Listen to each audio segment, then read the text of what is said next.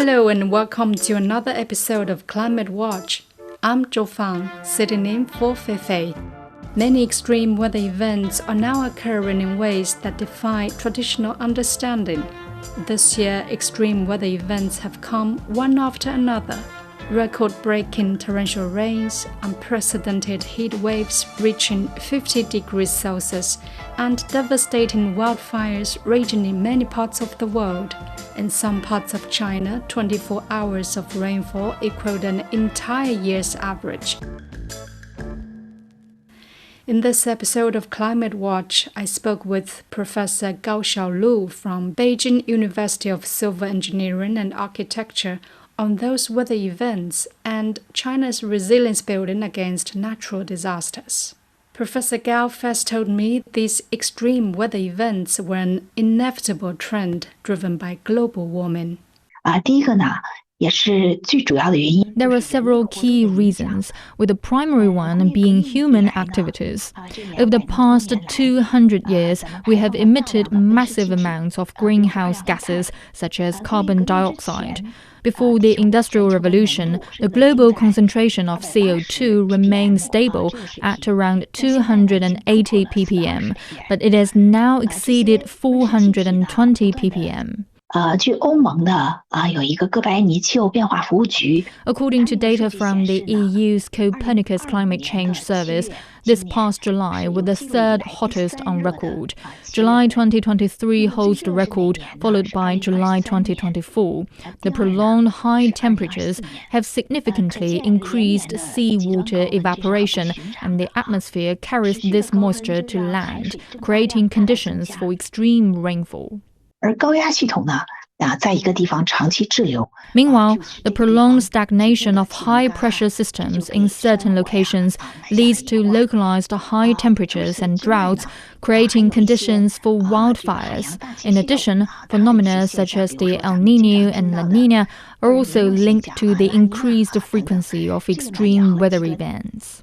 Professor Gao says data indicates that extreme heat and heavy precipitation events are becoming increasingly frequent and intense. Last year and this year have seen continued occurrences of extreme weather events. According to a white paper on climate change by China Meteorological Administration, in most parts of northern China, the number of days with temperatures exceeding 30 degrees Celsius has increased by 6.7 days per decade. This means, compared to 40 years ago, there are now over 40 more hot days annually.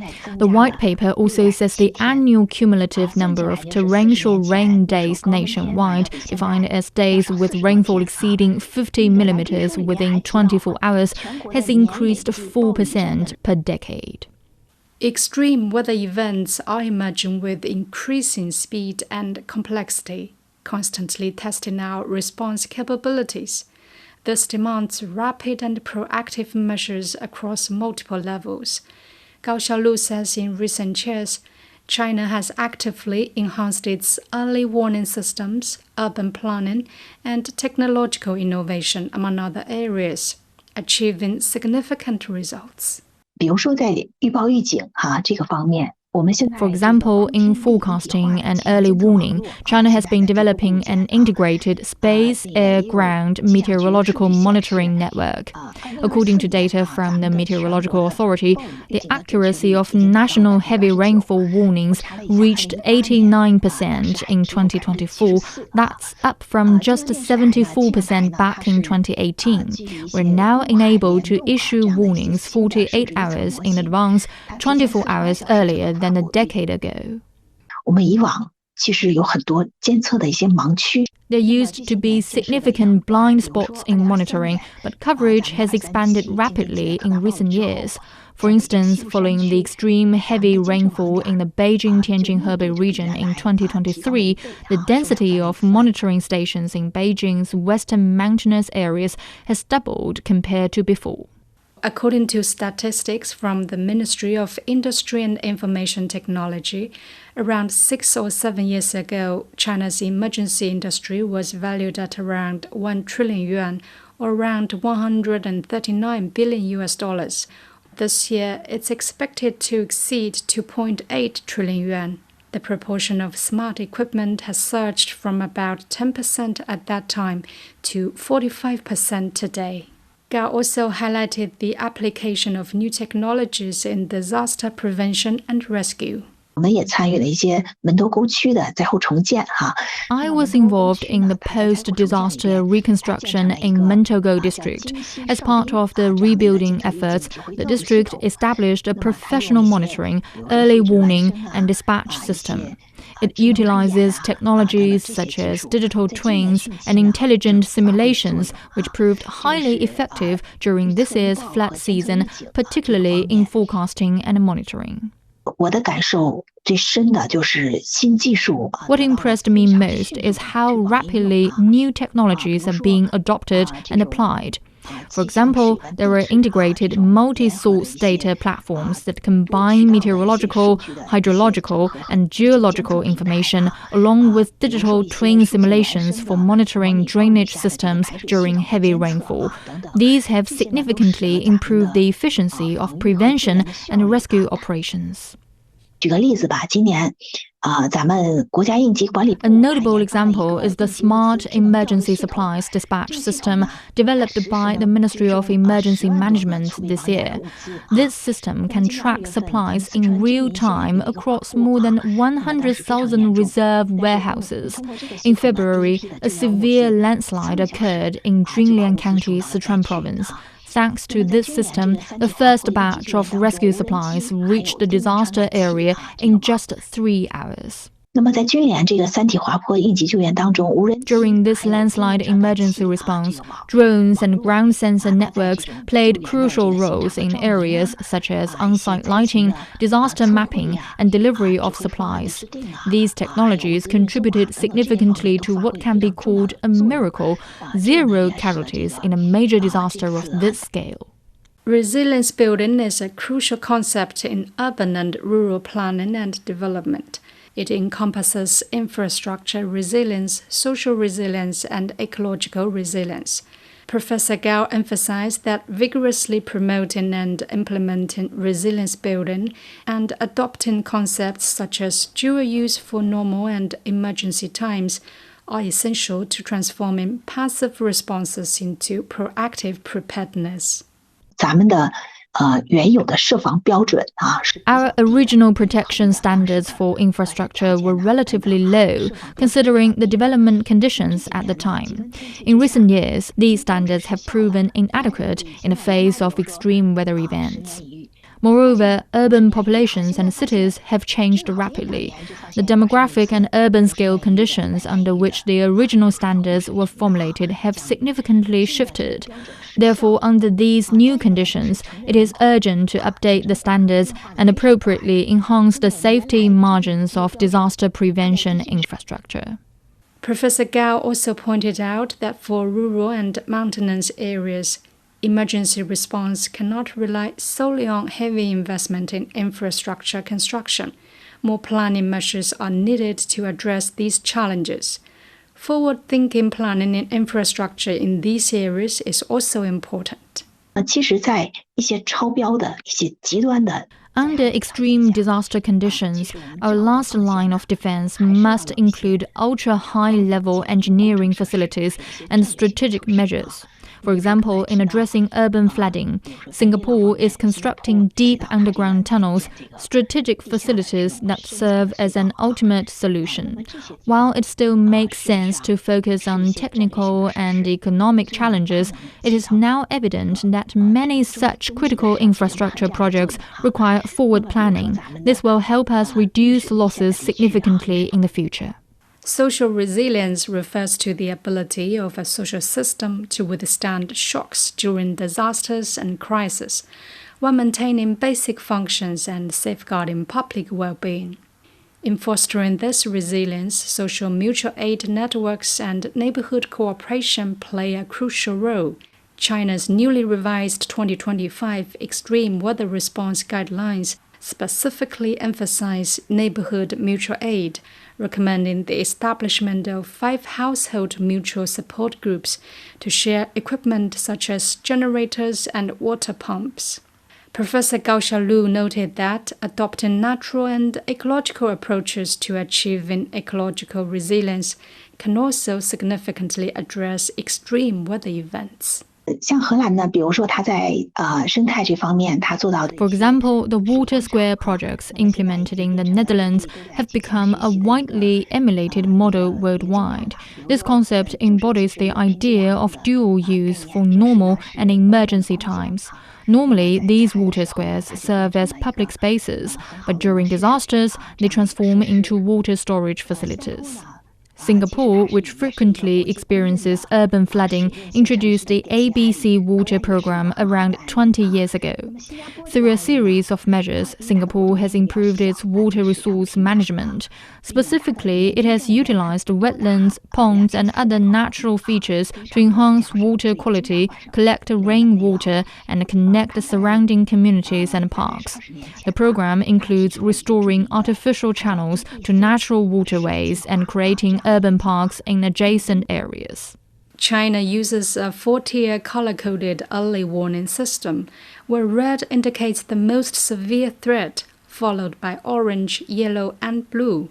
Professor Gao emphasized that public understanding of what these warnings mean and what actions to take is a critical link in reducing disaster losses. A red warning means the situation is very urgent. Secondary disasters like flash floods or waterlogging are highly likely to occur. Immediate preparation for emergency evacuation is essential. I think there are several reasons why people may not take action even after receiving a red warning. Some don't know what to do, others think it's unnecessary, and some want to evacuate but lack the ability or means to do so. According to Professor Gao, another reason is that some people may distrust the issued information. Addressing these issues requires efforts in public education, regulations, and social coordination. For example, in public education, we need to strengthen science outreach through various channels to help everyone remember the steps to take after receiving a warning. If a red rainfall warning is issued in mountainous or high-risk areas, people should immediately turn off gas and electricity, grab emergency supplies such as drinking water, a flashlight, and their ID card, and quickly move to a shelter via a safe route. If evacuation isn't possible, they should call for help. In cities, a red rainfall warning means people should stay indoors, make emergency preparations, and seek nearby safe shelter. They should also contact family members to check on their safety and ensure communication channels are open. These steps should become habits. The professor also says clear regulations must be established to standardize actions. For instance, enterprises should be required to suspend outdoor work during extreme heat warnings, with penalties for non-compliance. Governments should designate shelters, mark evacuation routes, and inform the public about the location and types of available emergency supplies. Building public trust is also essential. Improving the accuracy of forecasts and warnings is something the government must consistently strive for. Public education on emergency measures also includes conducting regular drills. Schools and communities in China are carrying out such exercises. Simulation studies have shown that providing sufficient guidance and support during these drills is crucial. We have conducted simulations in some Beijing communities, for example, testing how long it takes residents to fully evacuate without route guidance. We also examine whether the distribution of shelters is cost-effective and efficient. Drill activities are already being implemented in schools and communities, but I think there's still room for improvement in the level of detail, thoroughness, and overall coverage. What percentage of communities are truly prepared, and how long will it take to achieve full effectiveness? These are the areas where we need to continue striving for improvement. When asked what the public should do when facing potentially more frequent and intense extreme weather events, Gao Xiaolu says it's essential to ensure that everyone is aware that they are primarily responsible for their own safety. People should take active steps to protect themselves and support each other, rather than relying entirely on government rescue efforts. Only with this mindset can we truly strengthen our collective safety resilience. For instance, in some rural or mountainous areas, when flash floods occur, some elderly residents may still choose to stay behind to protect their property. This is not a wise decision. It is important to firmly establish the idea that each person is their own first responder for safety. Only with this awareness can people actively participate in preparedness. Otherwise, it will be difficult to genuinely enhance society's overall capacity to respond.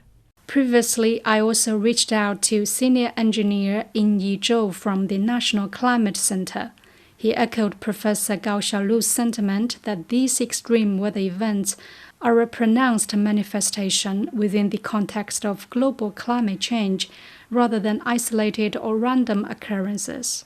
Instead, compared with historical records, the future climate will enter a period of significant change, known internationally as the new climate normal.